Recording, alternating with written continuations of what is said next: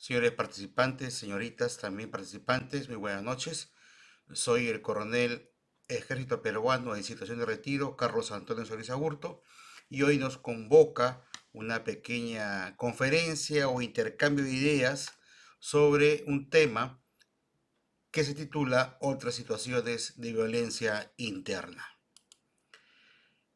Hemos tocado un manual que realizó Elizabeth Salmón, que se llama Introducción al Derecho Humanitario, algunas papers o revistas que ha salido sobre el Comité Internacional sobre la Cruz Roja, asimismo también el Decreto Ley 1095 y su reglamentación, que es el empleo de la fuerza por parte de la Fuerza Armada en todo el territorio nacional, así como el Código de Conducta para funcionarios encargados de hacer cumplir la ley y los principios justamente básicos sobre el empleo de la fuerza y armas de fuego por los funcionarios de hacer cumplir la ley.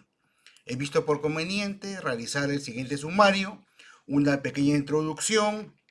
Vamos a definir qué son los conflictos armados desde el punto de vista del derecho internacional humanitario.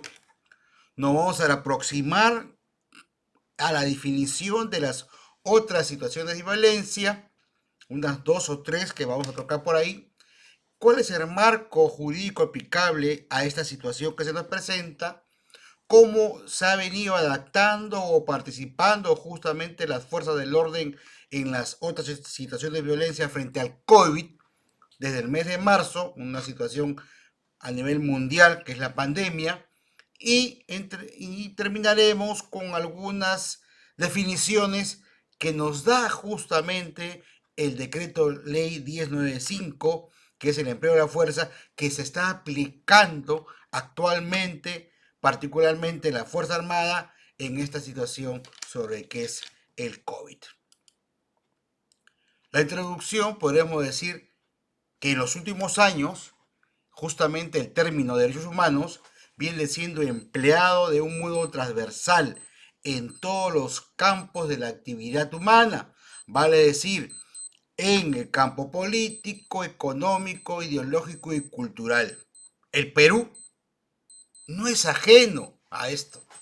Sin embargo, existen aún grupos de personas que tienen un desconocimiento del contenido y les causa cierta animadversión, su protección y su respeto, no teniendo en consideración que son justamente una herramienta eficaz para la construcción de un mundo digno, humano y seguro a la vez, para evitar cualquier exceso o vulneración por parte justamente de los estados. Asimismo, como una reacción ante las situaciones de atrocidades que cometió el mismo ser humano en el marco de la Primera y la Segunda Guerra Mundial, se reconoció a la persona humana como un sujeto de derechos y de deberes, ya no solamente a los estados como sujetos internacionales, tomando, por lo tanto, fuerza el derecho internacional de los derechos humanos en la ciencia jurídica en el siglo XX. También se creó las Naciones Unidas en 1945 y se aprobó la Declaración Universal de los Derechos Humanos en 1948, la misma que representa un instrumento fundamental que tuvo, tiene y tendrá un gran impacto en el desarrollo democrático de la sociedad y en la observancia justamente de los derechos humanos, se convirtió en un paso que dio origen al sistema protección universal de derechos humanos. El Perú protege los derechos humanos, los mismos que se hayan descritos en la Constitución Política de 1993 en el artículo 1 al 38 y también en las sentencias emitidas por el Tribunal Constitucional, siendo su enseñanza obligatoria en todo el proceso de educación, tanto civil como militar, tal y cual lo describe el artículo 14 de esta Constitución. Entonces, los derechos humanos tienen muchas definiciones por su carácter justamente complejo. Sin embargo, vamos a tomar la descrita por Pérez Luño, que afirma que son el conjunto de facultades e instituciones que en cada momento histórico concretan las exigencias de la dignidad, libertad e igualdad humana. Por lo tanto, el titular justamente de los derechos humanos es el ser humano. El fundamento de todos los derechos humanos es la dignidad humana, constituyéndose tal y cual también manifiesta Fidel Tubino en el mínimo moral en el que deben basarse las diversas culturas y sociedades para que puedan convivir manejando razonablemente los inevitables conflictos que también siempre van a existir con el hombre.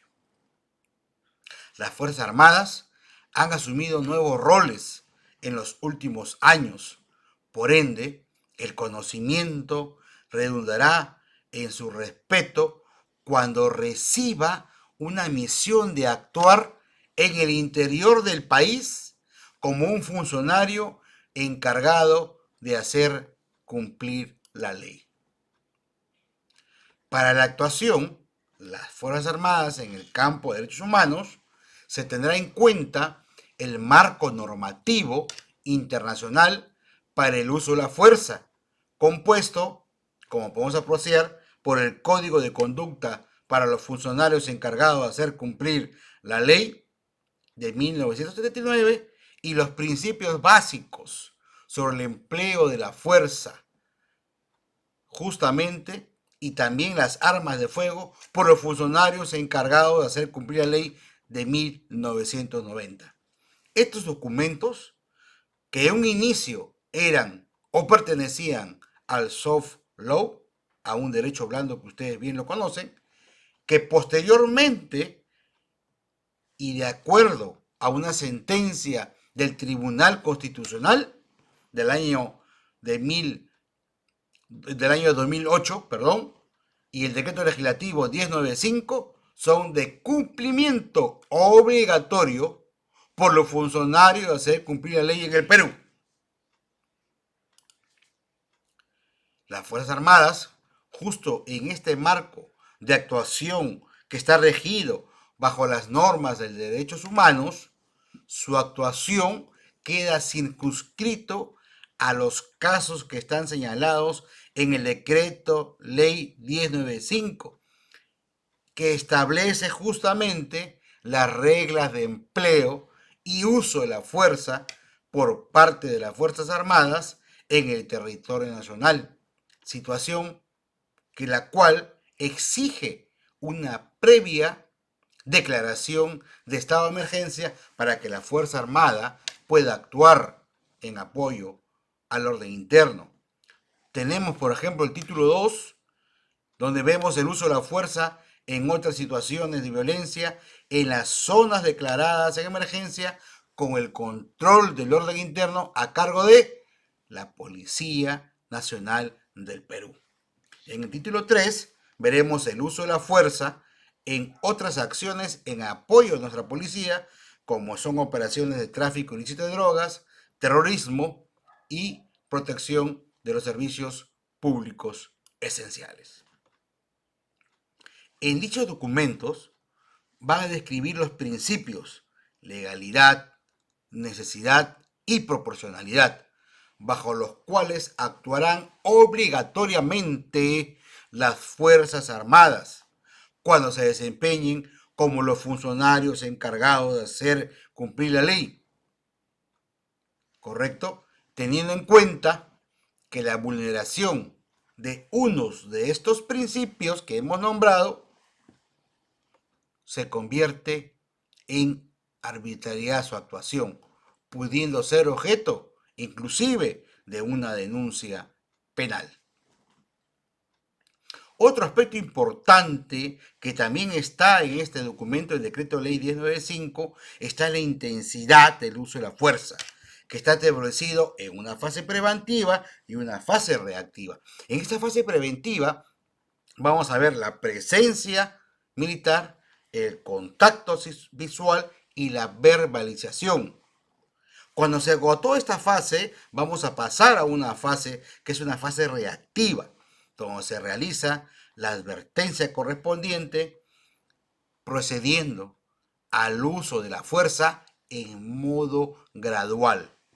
Un primer paso será un control físico, después el empleo de medios no letales y por último será el empleo de los medios letales.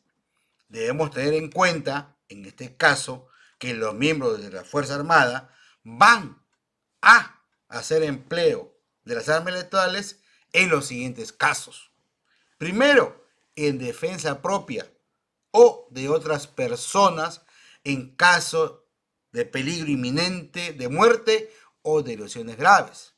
En segundo caso, con el propósito de evitar la comisión de un delito particularmente grave que represente un peligro inminente de muerte o también de lesiones graves.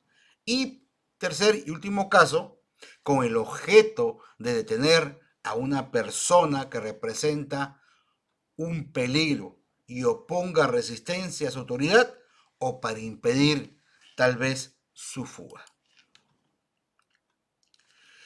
Y vamos entrando para definir a través del derecho internacional humanitario los conflictos armados. ¿Qué tipo de conflictos armados existen? Y nos dice que los conflictos armados se diferencian entre sí no por el grado de violencia, sino por el criterio de los actores que están en este conflicto, aquellos que se enfrentan en este conflicto. Entonces podemos encontrar tres tipos: el conflicto armado internacional, el conflicto armado no internacional y el conflicto armado interno internacionalizado. Como primer punto, veremos el conflicto armado internacional. Como ustedes pueden apreciar en el gráfico, existen dos colores. Esos dos colores representan un estado o un país. Entonces, se desarrolla este conflicto fuera de las fronteras de un estado. El DH, es decir, el derecho internacional humanitario, se aplica en la primera acción hostil de un estado contra otro. Se aplica aunque no se haya declarado en forma legal o formal una declaración de guerra. Se aplica incluso si una de las partes no admite que existe un conflicto. La invasión sin resistencia de un Estado por otro también está sujeta al derecho internacional humanitario. Otro tipo de conflicto es el conflicto armado no internacional. Como ven en el gráfico, es un solo color, digamos el cuadrado, el terreno, el estado. Por lo tanto, este conflicto se desarrolla dentro de un estado. Está cubierto también por el artículo número 3, común a los 4 convenios de Ginebra, que más adelante lo vamos a ver. El artículo 4 de los convenios de la Haya de 1974, que es la protección también de los bienes culturales, y el protocolo 2, que se refiere específicamente justamente a los conflictos armados no internacionales. Entonces, están desarrollados en el territorio de un Estado entre sus fuerzas armadas y grupos armados organizados, para lo cual este grupo armado organizado debe cumplir tres características. La primera, un mando responsable. El segundo, un control de territorio.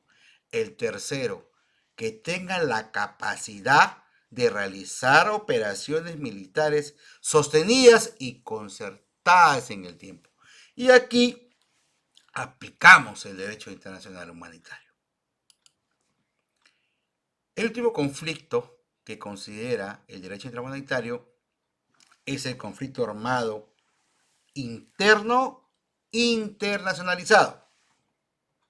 Ahí ven ustedes en el gráfico la siguiente explicación que le voy a decir. Un conflicto armado inicialmente puede, mediante un creciente apoyo del exterior, o sea, el exterior le apoya a un elemento del conflicto armado interno, ya sea con provisiones, con personal, con combatientes equipados, este puede convertirse en un conflicto armado interno internacionalizado, porque está participando otro Estado en apoyo a ese grupo organizado. O al final, también este conflicto se puede convertir en un conflicto totalmente internacional, cuando ya los estados se enfrentan. Un ejemplo de ellos tenemos Vietnam y Corea. En ambos participaron en un primer tiempo Rusia y Estados Unidos dentro de ese conflicto. Pero hemos hablado del derecho interhumanitario. La definición dice que es una rama del derecho internacional público que regula justamente las relaciones entre los estados beligerantes, constituyéndose en un conjunto de normas que por razones humanitarias trata de limitar los efectos y consecuencias producto justamente de los conflictos armados, protegiendo a las personas que no participan o que simplemente hayan dejado de participar en el combate, limitando los medios y los métodos para hacer la guerra. Y aquí iniciamos unas 2 o 3 aproximaciones a lo que es justamente las otras situaciones de violencia. Entonces, los disturbios internos y tensiones internas no son un supuesto conflicto armado interno, como hemos visto ahorita. Pero no existe, dice, sin embargo, ningún documento internacional que lo defina claramente qué es un disturbio y qué es una tensión interna.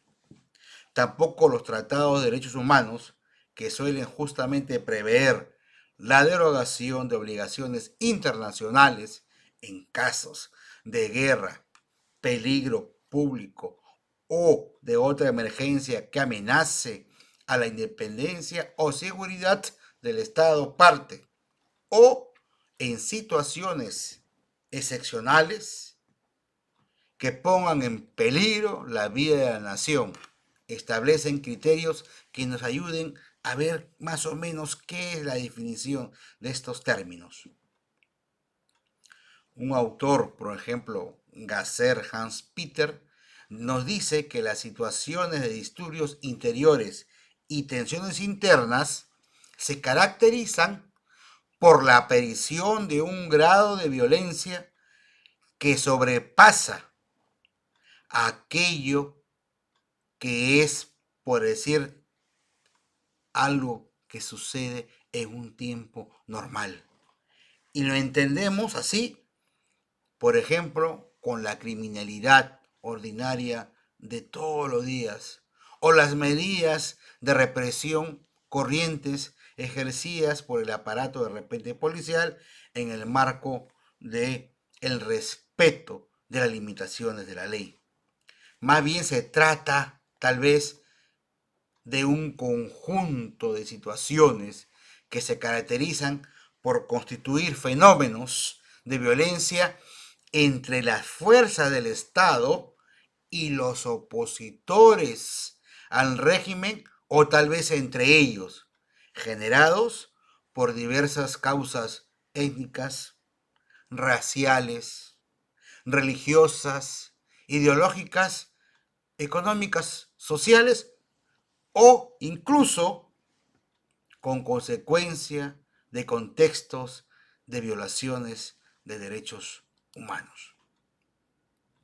Entonces nos dice que la situación de disturbios interiores y tensiones internas no equivale a un conflicto armado, a menos por dos situaciones que eran una de las tres que hemos visto que caracterizan. Primero, la intensidad de las hostilidades y segundo, el nivel de organización del grupo. La diferencia, dice, que radica entre los disturbios interiores y las tensiones internas, no existe tal vez un grado de intensidad en las hostilidades que implique la existencia de un grupo organizado que tenga los medios para hacer frente a las fuerzas del orden cuando éstas son convocadas, sino más bien que asistimos a una situación tal vez de violencia interna que involucra diferentes actores sociales o más o menos organizados en una revuelta que podemos ver de carácter esencialmente temporal, de crisis esporádicas, de violencia que pueden estallar en forma coyuntural y aislada en situaciones general de una paz social. El Comité Internacional de la Cruz Roja, en 1971, por ejemplo, consideró que se presenta la situación de disturbios interiores cuando, sin que haya un conflicto armado propiamente dicho, dentro de un estado se produce un enfrentamiento que presenta cierta gravedad o duración que implique actos de violencia. Desde los actos espontáneos, tal vez de rebelión, hasta la lucha entre sí de grupos más o menos organizados contra las autoridades que están en este momento en el poder. En tales situaciones dice que no degeneran necesariamente en una lucha abierta en la que se enfrentan dos partes bien identificadas, como es un CANI, que hemos visto, el conflicto armado no internacional. Las autoridades en el poder recurren a las fuerzas policiales, hasta incluso a las Fuerzas Armadas, para restablecer el orden interno. Ahora también dice, la sola participación de la Fuerza Armada no convierte una situación de tensión o de disturbios en el interior en un conflicto armado, como bien señala el Tribunal Especial Internacional de Ruanda, al afirmar que los disturbios y las tensiones internas, caracterizadas por actos de violencia aislados o esporádicos, no constituyen conflictos armados, incluso si el gobierno se ve reforzado o obligado, en todo caso, a recurrir a las fuerzas policiales o hasta el empleo de las Fuerzas Armadas con el fin de restablecer el derecho y el orden. Sin embargo, las tensiones internas, por su parte, se ubican en un grado de menor gravedad y se trata de situaciones donde hay una situación de tensión grave, de origen tal vez político, religioso, racial, social, económico o de otra índole, o son las secuelas de un conflicto armado o de disturbios justamente interiores que son de un mayor nivel.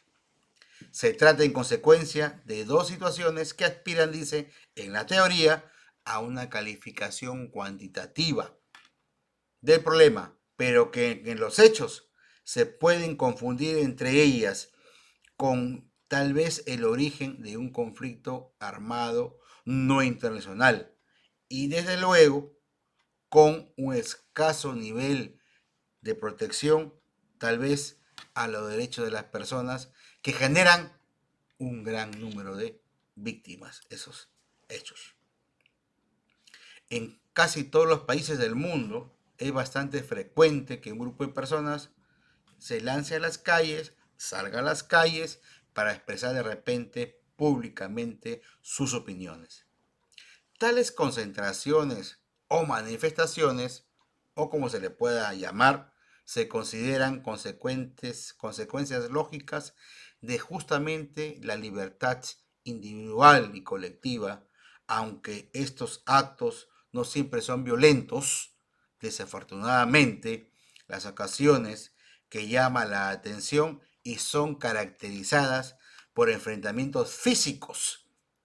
Sí, entre tal vez los propios manifestantes o entre los manifestantes y los funcionarios encargados de mantener el orden.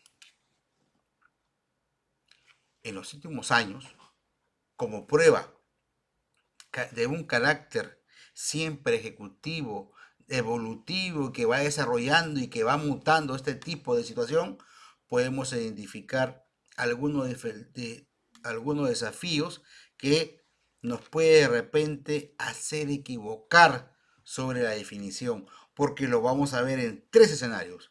En un primer escenario, la intensidad de la protesta social con las consecuencias que tanto en términos de daños humanos como de infraestructura se puede originar. La criminalidad organizada como segundo punto. Y como tercer punto,